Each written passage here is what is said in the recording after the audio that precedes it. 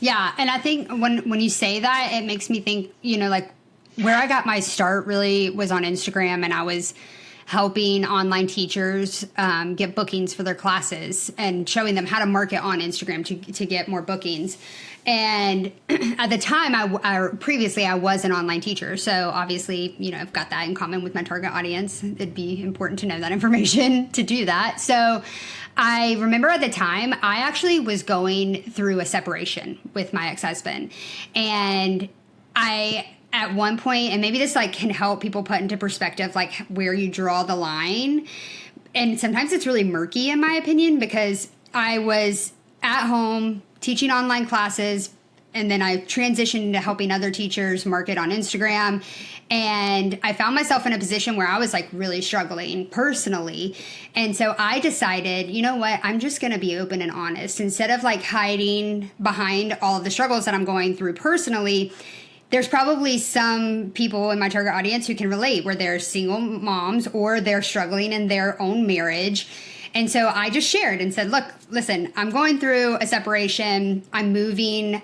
This is really tough for me, whatever. And the funny thing about it is that skyrocketed. My business actually doubled in income after that. But what people don't tell you is that then becomes what you're known for. I found that after I shared that information, it was like, okay, Lainey's the online teacher who's like going through a divorce.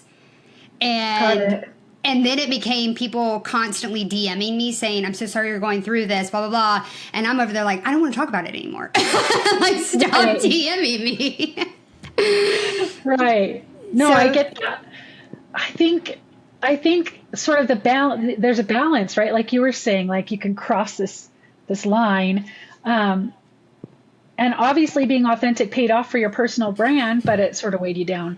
But I think maybe the caveat there is remembering to tie back into your brand, right? So you still could have said like, I'm having a rough go, guys, without as many details, and tie it back into your brand. Be like, single momming is hard, but I really appreciate my clients and their willingness to work with me and give me some slack. Yeah. And kind of tie it back in, and then it can help stay grounded. Yeah, because that's definitely, I feel like, a mistake that I myself made. And then I've seen other brands do that, recently. Like there's been this whole water boy scandal on TikTok, and I feel like, the CEO came on and he was very vulnerable and said, he didn't leave out a detail. And I'm thinking to myself, like, there are some things you can hold back on. I know from experience.